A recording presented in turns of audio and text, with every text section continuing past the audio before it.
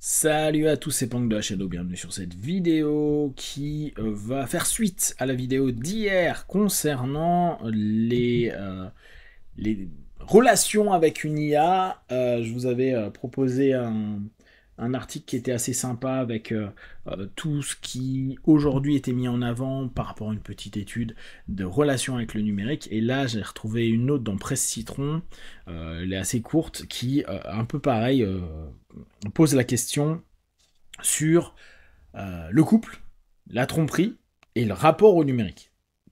Donc, moi, quand je parle de rapport au numérique, je suis dans la démarche de me dire notre rapport vis-à-vis d'un outil qui est binaire, qui est des 0-1 à longueur de temps. En fait, notre monde qui n'est pas dans le factuel réel, consistant, qu'on peut toucher, qu'on peut échanger, etc. Après, la question sera, est-ce que le numérique sera aussi avec des androïdes, etc. Je ne sais pas si à ce moment-là, on appellera ça numérique ou alternative à l'humain, je ne sais pas. En tout cas, j'ai l'impression de le tromper. Les premiers divorces liés à une infidélité avec l'IA arrivent. Eva, une écrivaine, éditrice new-yorkaise, âgée de 46 ans, avait tout pour être heureuse. Après une discussion avec son compagnon, elle finit toutefois par convenir d'une séparation s'impose. Et pour cause, elle éprouve un attachement trop important pour un chatbot et estime qu'elle est en train de tromper son concubin. Donc, on ne connaît pas réellement les problématiques et tout va bien, oui, certainement, mais peut-être pas forcément en fait. À voir ce qui est allé bien, son rapport avec son compagnon, qu'est-ce qui fait que y a ce besoin de se confier au chatbot et pas à son humain, quoi. Il y a plein de choses qui posent question, mais on capte bien.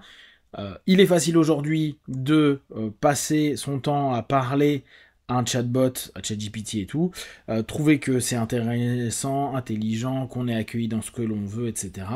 Effectivement, la complexité de la relation humaine et de la communication humaine, et c'est pour ça qu'il y a autant de personnes qui cherchent à se spécialiser dans mieux communiquer, mieux échanger, mieux faire passer votre information, mieux vendre, mieux partager ses émotions, ses sentiments, etc.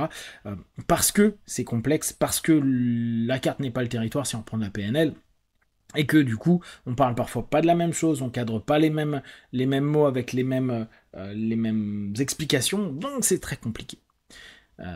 Un chatbot, il s'adapte ultra bien. Si on prenait Hypnose PNL, on est dans un mirroring, sauf que si nous humains on fait du mirroring comme ça, on va dire tu te fous de ma gueule. Reprenez 2 petites secondes les principes des chatbots. On voit aujourd'hui ChatGPT, il fait « Ah, je comprends, ah, c'est super. Non, mais là, tu devrais faire plutôt ceci. D'ailleurs... et il rebondit sur des éléments qui vont flatter, mais en même temps avoir une légère critique, mais pas trop. Si on fait la même chose en tant qu'humain, pour ceux qui sont PNListes, hypno, je vous invite à le faire avec du mirroring, du pace, du lead, à aller dans le sens d'eux. Vous allez voir qu'au bout d'un moment, la personne va manquer de confiance en vous. Elle va vous apprécier, mais elle va se dire, ça va trop dans mon sens. Il y a quelque chose qui est non ok. Ou elle deviendra potentiellement dépendante aussi, comme avec un chatbot. Mais il y aura toujours quand ça ira mal, je savais que t'étais pas vrai. Mais on sait que le chatbot, il est pas vrai vu qu'il est programmé pour. Mais si nous, humains, on fait la même chose, l'histoire, elle se passera pas bien. Il y aura quelque chose de non ok. Pourquoi ? Parce que le physique, le corps, des micro-signaux, du paraverbal en gros, risque de dire c'est pas congruent. Un chatbot, on trouve que c'est congruent, mais il n'y a rien de congruent, c'est du numérique, donc c'est automatiquement congruent au programme. Cette notion-là, je la trouve vraiment intéressante à cogiter. Je vous en redis soir et s'essaime à travers le monde, et si certains peuvent en sourire, il semble bien s'agir d'une tendance durable liée à l'essor de l'intelligence artificielle générative.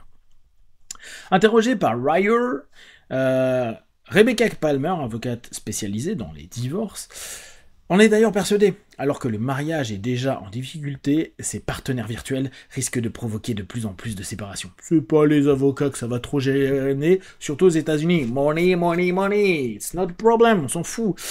Bon, ok. Donc, si aujourd'hui vous êtes en train de vous dire, ma relation est pas ce que j'attends. Parce qu'aujourd'hui, la problématique de beaucoup de couples, c'est pas que ça va pas bien, bien étant aussi à définir, mais c'est par rapport au fantasme que je me faisais, aux attentes que j'ai d'un rapport à deux, d'un rapport de couple, d'une vie à deux ou d'une vie de famille. Eh ben merde, la vraie vie, c'est pas du tout mon fantasme, c'est pas du tout ce que je croyais. On n'a pas voyagé autant qu'on pouvait parce que bah, j'ai pas l'argent ou on n'a pas l'argent, ou on doit s'occuper du petit ou de la petite ou des petits, etc. etc. Et d'un coup, c'est ah bah ouais, mais c'était mieux dans ma tête ou avant un engagement plus sérieux. Parce que je suis toujours libre. Ce qui est cool, c'est que l'IA aujourd'hui, elle n'est pas en train de contraindre les gens à dire oui, bon bah non, mais là il faudrait qu'on aille faire ça. Non, n'oublie pas, on doit s'occuper de ça à la maison, ou on doit s'occuper du petit, ou on doit économiser pour la voiture qui est abîmée, etc. etc. L'IA est pas contraignante, elle est pas chiante. Il y a rien qui va empêcher. Tu fais ta journée, tu l'as dans ton téléphone, tu papotes avec, tout va bien. Quand il y a un humain qui dit ah mais non mais moi j'ai pas envie d'aller manger une pizza mais j'ai envie d'aller manger un chinois, ah bah là d'un coup ça peut être embêtant. Et ces petites choses là, bah c'est la frustration. Genre je suis pas accepté pour ce que je veux et je suis pas libre. Non, une relation à deux rend automatiquement non libre. C'est une utopie que de croire qu'on est libre. Parce que même les couples dits ouverts, moi je vous donne mon feedback quand j'en ai en session et les personnes qui vivent ce type de relation, se sentent quand même contraints par l'un ou l'autre par rapport à des règles prédéterminées dans la liberté de leur groupe, avec des limites, avec des tabous, avec des choses qui ne sont non ok ou non acceptables. Donc on a toujours à un moment ou à un autre des limites qui vont venir un peu embêter. Vers une explosion des divorces liés à l'IA, cette idée est étayée par 2 sondages récents réalisés par Clarity Check et l'Institut Kinsey. Kinsey, c'est pas très bon, Kinsey. De l'université de l'Indiana chez l'oncle Sam. Il en ressort qu'environ 60% des célibataires interrogés jugent que des relations avec des IA sont une forme d'infidélité. Et là, on revient, pour ceux qui ont écouté l'article d'hier, quel âge ils ont. Parce qu'on avait vu hier que les plus de 60 ans, ils s'en tapent complètement. Ou même 50, 60 ans, ils se fichent. Par contre, les 18-29 ans, ah ouais, là, c'est pas cool. Mais comme je vous avais dit, et je rappelle un peu ça, si vous avez déjà un ensemble de relations qui est initié ou même qui a été développé au travers du numérique, par ton WhatsApp, par une rencontre Tinder, par une dragouille que tu as fait sur Facebook, Insta ou TikTok, bah le problème c'est que tu te dis, ah ouais, d'un coup, le numérique, c'est une maîtresse ou c'est un amant potentiel. Parce que le numérique qui peut être lié au réel, c'est-à-dire un profil réel, peut emmener ça. Donc pourquoi le numérique, pour le numérique, ne créerait pas la même chose? Et la confusion, elle peut devenir très compliquée, je pense, pour des personnes qui ont grandi avec ça. Comment je suis trop heureux d'être génération X, moi. Certains considèrent même que ces échanges entretenus avec des compagnons comme GPT, comme une trahison encore plus forte que celle avec une vraie personne. Vous voyez le truc complètement ouf, mais qui peut se comprendre, hein. Se dire, non, il a une intimité avec du numérique, c'est pire que... Bon, la question se pose pas dans le rapport de couple, se pose pour la personne qui se dit « je me sens trahi ». Parce que le rapport à la trahison, du coup, a pas du tout été travaillé par la personne. Or, je vous rappelle, alors bien sûr, là c'est le côté hypnothérapeute qui est en train de parler, qui dit, en gros, avant de vous mettre en couple, ou mettez-vous en couple bien sûr, mais travaillez sur vous pendant que vous êtes en couple. Et si il y a un moment vous voyez que toutes vos relations sont pourries, c'est pas grave, bossez sur vous.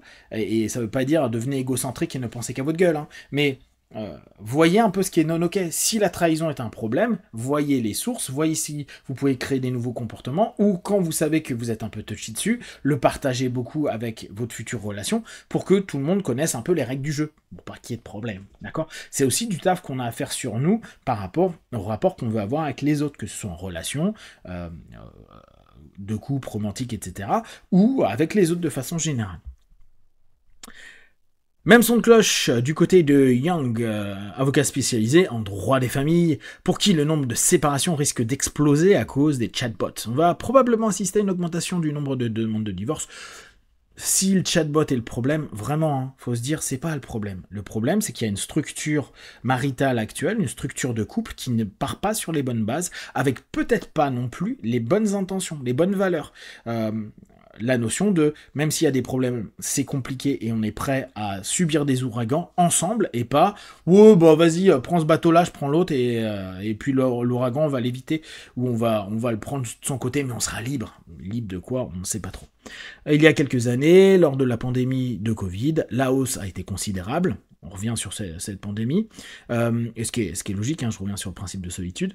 On a probablement vu 3 fois plus de demandes 2020-2022, après 22. Une fois la situation revenue à la normale, le taux de divorce a diminué, mais il est probable qu'elle reparte à hausse. Ouais, super. Bon, alors là, cette phrase ne veut strictement rien dire. Bon, bah, ça a descendu, mais ça peut remonter. Merci. On peut en parler avec la bourse, on peut en parler avec les impôts, on peut en parler avec le salaire, bon, de là qui remonte, c'est pas gagné. Mais bref, ouais, c'est du bullshit, clairement. Le média américain confirme clairement cette hypothèse grâce à une enquête réalisée au UK par le service Divorce Online.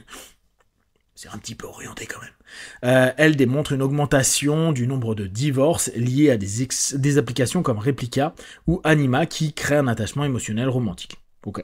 C'est des IA qui font que tu as un compagnon, etc. Je ne les ai pas testés, je testerai un de ces quatre.